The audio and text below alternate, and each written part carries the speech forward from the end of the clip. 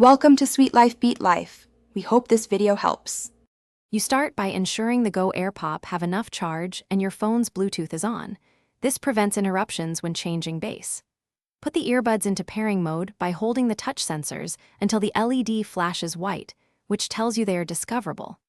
Once paired to your device, open the audio source or the Jlab app if you have it.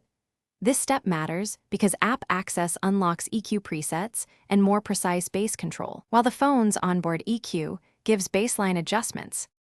You now change the actual bass by choosing an EQ path. In the Jlab app, pick Bass Boost or open the custom 3-band EQ and raise the low-frequency slider incrementally. This targets frequencies under 200 Hz to add punch without muddiness. If you lack the app, use your phone's music player EQ presets or system equalizer and select bass-heavy profiles. Once done, play a bass-rich track and tweak in small steps so you can hear how each change affects clarity and thump. You finish by saving the EQ preset in the Jlab app or memorizing the phone EQ that sounded best, making future adjustments fast. If you encounter dropouts or distorted bass, reset the earbuds by powering off and holding both sensors for about 15 seconds, then repair. This clears temporary faults. Make sure ear tips seal well because poor fit kills bass, and check for firmware updates in the app.